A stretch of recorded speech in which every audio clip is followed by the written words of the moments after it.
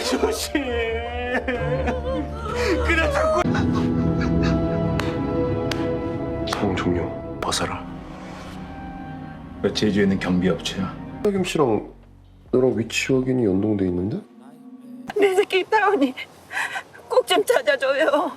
이들은 사방이 훤히 들여다보이는 투명한 Halo guys, balik lagi ke channelnya Mimin. Gimana kabar teman-teman semua? Semoga baik-baik aja ya. Oke, di video kali ini mari kita lanjutkan review dari drama Blackout Snow White Must Die yang makin seru tentunya. Bagaimana reviewnya? Ini dia, by Mimin.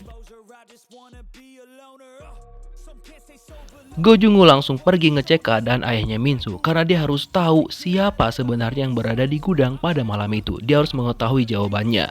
Tapi ternyata ketika dia mau diberitahukan sama ayah Min-soo, sebenarnya dia sempat ngomong bahwa Hyun Kyu-tak juga ada di sana, tapi itu nggak terlalu jelas di kupingnya Jung-woo. Akhirnya ayahnya Min-soo menghembuskan nafas terakhirnya dan dia akhirnya meninggoy tanpa memberitahukan apa yang terjadi pada malam itu sama Go Jung-woo. Sementara itu, No Sang-chol mengatakan kepada Hyun Kyu-tak bahwa dia menemukan informasi berupa sidik jari yang ada sidik jari ayahnya Byung-mo dan ayahnya Min-soo, tapi tidak dengan si Hyun Kyu-tak ini. Jadinya Hyun Kyu-tak bisa mengelak ketika ditanya sama Sang-chol apakah dia ada malam itu ataupun tidak.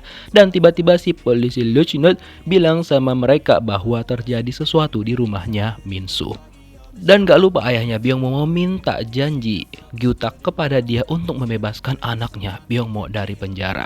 Nah, terus kalian tahu kan bagaimana kejamnya mereka berdua ngebuang tubuhnya Boyong ke dalam lubang itu. Benar-benar dakjal banget nih dua orang ya kan. Setelah itulah mereka pergi dan kebetulan hari itu hujan deras dan ketika mereka berdebat di mobil nggak sengajalah ayah Byung-mo itu nabrak tiang.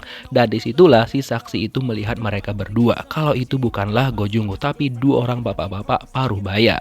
Nah, jadi mereka itu berdebat sebenarnya ayah Byung-mo mau ngasih tahu Hyun Kyu-tak apa yang terjadi. Tapi dilarang sama ayahnya Byung-mo karena mereka nggak mau kalau misalkan Hyun Kyu-tak nanti memanfaatkan kesempatan itu untuk menjebloskan mereka berdua ke jeruji besi. Nah, setelah mendapatkan kesepakatan, mereka berdua akhirnya memutuskan pergi dari sana. Tapi ayah Byung-mo mengambil gelangnya Boyong yang dia temukan di mobil tanpa dia kasih tahu sama ayahnya Min-soo. Setelah itu mereka berdua keluar dari mobil dan meninggalkan mobilnya di sana, maka keesokan harinya itulah Jung-woo dituduh yang sudah mengendarai mobil itu. By the way, gak lama setelah itu datanglah polisi ke rumahnya Min-soo untuk ngecek keadaan. Tapi ternyata ayah Min-soo sudah benar-benar gak bisa diselamatkan lagi. Dan si polisi Luchinot ini masih aja menyalahkan Go Jung-woo. Dikira Jung-woo yang melakukan hal itu sama ayahnya Min-soo. Emang kampret kali tuh orangnya. Pengen kupastapkan kali kepalanya tuh wah. Aduh. Nah, setelah itu No Sang-chol diperintahkan sama Hyun Kyu-tak untuk pergi ke rumah ayahnya Boyong karena dia harus diperiksa segera ya kan. Terus ini si kampret ini melihat ke arahnya Kyu-tak seakan-akan untuk mengatakan penuhi janjimu kepadaku. Nah, setelah itu ayahnya Boyong memberitahukan sama istrinya apa yang terjadi sebenarnya, fakta-fakta yang sudah dia temukan. Gak lama setelah itu polisi datang ke rumahnya, dia udah khawatir banget dan di sini dia langsung menelpon Hyun Kyu-tak dan menyuruh Kyu-tak untuk masuk ke dalam, tidak boleh yang lain. Kalau misalkan yang lain masuk, maka dia bakal berbuat hal yang lebih parah lagi. Iya sudah, Hyun Kyu-tak lah memutuskan masuk ke sana, lalu dia mencoba untuk bernegosiasi dengan ayahnya Shin Boyong. Walaupun ayah Boyong tuh masih emosi sama dia dan berniat untuk ngedor Hyun Kyu-tak juga. Tapi di sini Hyun Kyu-tak menyuruh No Sang-chol pergi dari pintu belakang agar mereka nantinya bisa menangkap ayahnya Boyong ini. Terus Hyun Kyu-tak juga bilang bahwa kalau misalkan ayah Boyong mau menyerahkan diri, dia bakal membantu dan juga meringankan hukuman ayahnya Shin Boyong. Ular. Dan akhirnya ayah Shin Boyong memutuskan untuk tidak mau melakukan itu dan dia mencoba untuk menyadarkan dirinya sendiri. Setelah itu dia langsung dirangkul sama Hyun Kyu-tak si ular. 사용 종료. Setelah itu secara tiba-tiba Hyun Kyu-tak langsung berakting seolah-olah di sini dia menyalahkan si kampret ini. Jadi dia bilang bahwa semuanya itu adalah salah dia, Pak Kim. biar orang-orang nggak curiga sama Hyun Gutak. Nah setelah itu giliran No Sang-chul untuk menginterogasi ayahnya Boyong. Nah di sini dia ceritakan semuanya tanpa ada yang dia tutupin. Jadi pada hari itu dia ceritakan dia bersama ayahnya Byung-mo, ayah Min-soo dan juga Hyun Gutak. Mereka minum-minum dan dia bersama dengan Hyun Gutak itu sempat ribut gara-gara dia ngejek Hyun Gutak karirnya nggak maju-maju. Karena ribut mereka itu nggak bisa terelakkan, nah akhirnya ayahnya Shin Boyong kan memutuskan untuk pergi karena juga disuruh sama ayah Min-soo dan juga ayahnya Byung-mo. Makanya dia setelah itu nggak tahu menahu apa yang terjadi. Dan untuk yang sudah dia lakukan kepada ibunya Go Jung-woo, dia itu benar-benar menyesal banget dan meminta sama No Sang-chul masukkan aja itu ke list kejahatan yang sudah dia buat karena dia pun udah pasrah bakal ditangkap. 이게 최선이었어. Terus kan anak dan bapak yang bersifat dakjal ini masih aja tuh kagak ngerasa bersalah sampai sekarang. Ditambah lagi ini Byung-mo bilang sama ayahnya bahwa lihat aja nanti dia bakal tetap dikeluarkan sama Hyun Gutak sesuai dengan perjanjian ayahnya dan juga Gutak. Lalu dia menemui Min-soo yang juga ditahan di sana. Jadi dia menyuruh Min-soo untuk jangan menceritakan kepada publik apapun yang terjadi bahwa Hyun Gutak itu terlibat dengan semuanya. Karena kalau misalkan disebutkan maka nanti hidup mereka bisa lebih susah lagi. Tapi di sini Min-soo memilih untuk kayak dia udah nggak ada ayah lagi dan dia juga nggak tahu apa yang harus dia lakukan dan dia ngerasa bahwa dia harus mengatakan semuanya. Tapi tetap dipaksa sama Byung-mo untuk tetap diam dan jangan banyak tingkah. Setelah itu giliran dari ayahnya Byung-mo yang diinterogasi sama No Sang-chul. Nah beberapanya dia jujur, beberapanya bohong. Bohongnya dia adalah dia bilang bahwa Hyun Gutak itu nggak pernah bergaul sama mereka. Dia hanya akrabnya sama ayahnya Go Jung-woo. Dan pada malam itu Gutak juga nggak bergabung sama mereka, kata dia gitu ya kan. Padahal sebenarnya mereka berempat di situ. Dan juga untuk kejujuran yang dia buat, dia jujur tentang cerita bahwa dia melihat ayahnya Min-soo itu ngekill Shin Boyong yang sebenarnya masih sadar pada waktu itu. Dan dia menyarankan untuk dibawa ke rumah sakit, cuma ayahnya Min-soo nggak mau, akhirnya dikill sama ayah Min-soo. Namun No Sang-chul ngerasa bahwa ada sesuatu yang ganjal dengan cerita dari ayahnya Byung-mo. Dia tetap berpikir bahwa ada sesuatu yang disembunyikan. Nah setelah itu masuklah Hyun Gutak. Dia seakan-akan bilang bahwa yaudah kamu bisa nanyain aku, tanyain apa aja. Dia bakal jawab jujur gitu. Yaudah ditanyalah sama No Sang-chul di mana Hyun Gutak pada malam itu. Gutak bilang bahwa dia disuruh sama mantan kepala mereka pergi ke kantor pusat karena dia baru pulang dari Korut pada waktu itu. Dan juga bisa dikonfirmasi pernyataan dari Hyun Gutak ini. Ya bisa aja dia ada kerja sama ya kan, si ular itu. Nah keesokan harinya ibu Dewan mulai berpikir nih dengan penawaran yang dibuat sama Choi Na-gyum. Na-gyum bilang kan yang dia pengen itu cuma Jung-woo doang. Jadi dia meminta tolong sama si ibu Dewan untuk membuat Jung-woo itu bisa keluar dari sana dan pergi bersama dia ke Seoul. Jadi dia bisa hidup dengan Jung-woo dan Jung-woo seorang. Itulah yang dibutuhkan sama Na-gyum. Terus tiba-tiba ibu Dewan menerima informasi dari sekretarisnya bahwa sudah terjadi sesuatu di rumahnya Min-soo. Dan juga di berita ternyata Hyun Gutak menyatakan bahwa dulunya 11 tahun yang lalu mereka melakukan kesalahan dan dia salahkan si detektif Kim Prit ini. Aduh. Ya sudah, akhirnya ibu Dewan menghubungin Hyun Gutak dan mengajak dia untuk berjumpa. Karena kan ibu Dewan pengen namanya bersih dan juga kota dia bersih agar dia bisa naik jadi gubernur. Begitu. Nah, kebetulan mereka berdua jumpa dan ibu Dewan pede banget nih ya kan bisa menjebak dan juga nekan Hyun Gutak. Dia memberikan gambar yang digambar sama anaknya dia Suwo di tempatnya suami ibu Dewan. Tapi Hyun Gutak nggak takut karena dia juga memiliki gambar yang pernah dibuat sama Suwo yang ternyata dulunya nggak dia bakar 100%. Yang disitu menunjukkan bahwa bapak dokter melakukan sesuatu kepada Daeun ataupun dialah killernya gitu. Ya sudah, dia juga punya foto-foto perselingkuhan bapak dokter dan juga Daeun. Nah karena mereka sama-sama terdesak, ya sudah akhirnya mereka berdua membuat keputusan bahwa mereka bakal bekerja sama. Lebih tepatnya tetap bekerja sama sih, karena setelah itu nantinya ibu Dewan bakal memberikan jabatan yang lebih tinggi lagi kepada Hyun Gutak ketika dia nantinya naik jadi gubernur. Tapi untuk pertama hal yang harus dilakukan sama Gutak adalah harus menangani kasus ini sesegera mungkin, ditutup gitu. 섭섭하냐? Setelah itu Hyun Gyu-tak pergi menemui Pak Kim. Dia ajak ngobrol seakan-akan dia bersimpati dan juga seakan-akan dia benar-benar peduli banget sama juniornya ini. Nah, dia bilang sama Pak Kim untuk segera mengundurkan diri. Dan setelah itu dialah yang bakal menanggung semua dosa-dosa yang terjadi gitu ya, kesalahan yang mereka lakukan 11 tahun yang lalu. Jadi seakan-akan dia itu kayak orang yang berjasa banget sama si Pak Kim gitu kan. Ya sudah, Pak Kim pun terpaksalah menuruti permintaan Hyun Gyu-tak dengan mengundurkan diri dari kepolisian dan juga tinggal di Pulau Jeju. Pokoknya dia diasingkan gitu biar nggak ngebongkar kejahatan dan kebusukan dari Hyun Gyu-tak ini. Pokoknya dia bakal melakukan segalanya, termasuk pesan anaknya pun dia nggak peduli. Yang penting dia tetap naik jabatan dan posisi dia aman. Wah, memang kalau ada dakjal ya di atas dakjalnya ini nih orangnya. Dia benar-benar gak peduli yang terjadi sama orang, bahkan anaknya sendiri. Yang penting dirinya aman. Wow. 어디 가게? 기자회견 봤어요. Terus kan No Sang-chul pergi ke rumah Jungwoo. Dia lihat Jungwoo kok beberes-beres. Nah, Jungwoo bilang bahwa dia pengen fokus ngerawat ibunya dan dia benar-benar meminta bantuan No Sang-chul untuk menyelesaikan semuanya. Sang-chul bilang oke, dia berjanji sama Jungwoo bakal menyelesaikannya. Cuma dia ada sesuatu yang mengganjal, ya dia pengen lihat HP-nya Jungwoo. Dan ketika dikasih sama Jungwoo, bener aja dong kecurigaan dari Sang-chul bener bahwa selama ini Jungwoo itu dimonitoring sama Nagyom.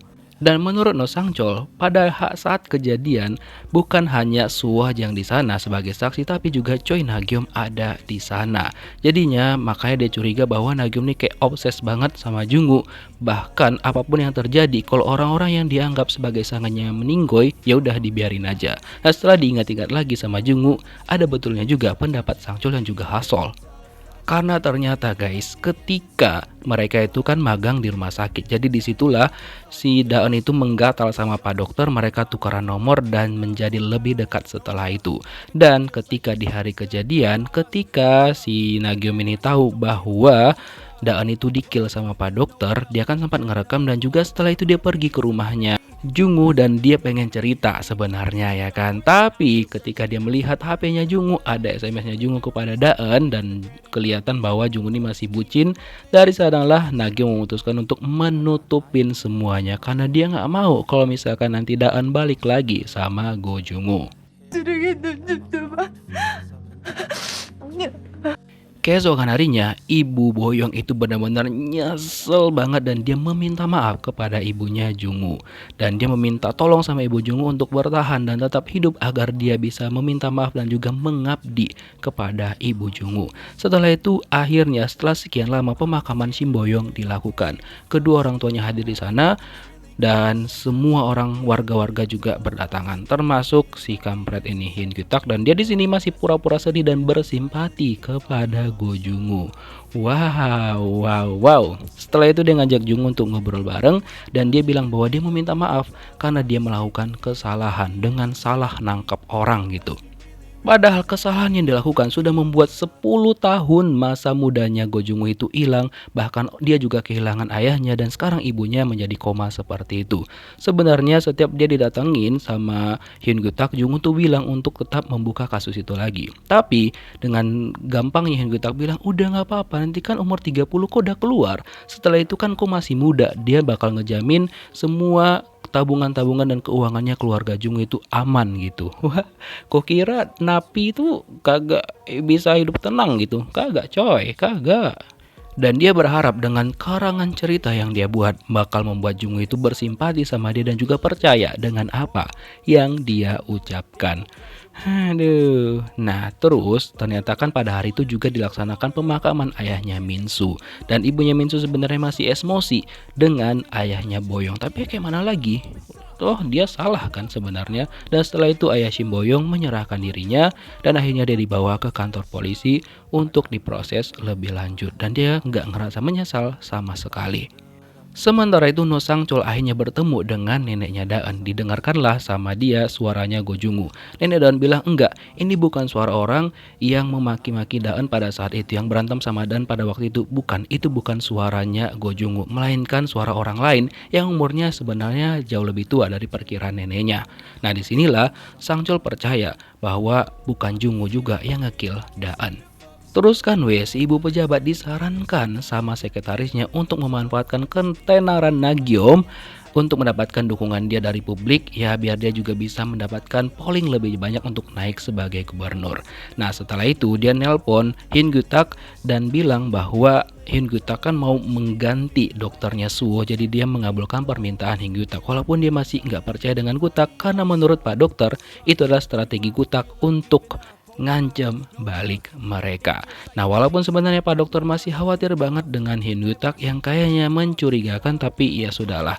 Setelah diantar Suwo pulang, dia nelpon istrinya dan memastikan tuh apakah ini tindakan yang sudah benar, karena dia nggak yakin dengan Hyun Gutak pada saat itu. Dan dia ingat-ingat lagi kejadian di masa lalu dan kenapa bisa dia membuat Go Jung-woo itu sebagai orang yang tertuduh pada waktu itu. Oh iya, akhirnya kan sudah pulang tuh, dia udah kangen banget dengan rumah kaca ini, apalagi ruang rahasia di bawah. Ini nih yang buat kita penasaran kira-kira apa sih isi dari ruangan tersebut, ya kan? Dan di sini juga diceritakan bagaimana Suwo melihat semuanya ketika Bapak Dokter dan Daan itu lagi vacuum cleaner, setelah itu berantem, dan juga dia melihat bagaimana Pak Dokter itu ngekill Daan, semuanya dia lihat. Dan sebenarnya Daan juga pada waktu itu ngelihat Nagyom ngerekam semuanya, tapi ketika dia mau pergi ke sana, udah keburu dipukul sama Bapak Dokter sehingga Daan akhirnya meninggoy. Bapak Dokter langsung panik banget dan dia nggak tahu apa yang dilakukan. Dia langsung ngebawa alat yang dia pakai untuk mukul Daan, lalu dia menyalakan mobilnya, dia langsung pulang ke rumahnya dengan keadaan gemetaran, nggak tahu harus apa yang dia lakukan. Pas dia sampai rumahnya, dia langsung mandi dan membersihkan bajunya. Setelah itu dia keluar lagi dari sana karena kan Nagyom sempat meletakkan kunci itu lagi di rumahnya, padahal kan udah dia buang gitu.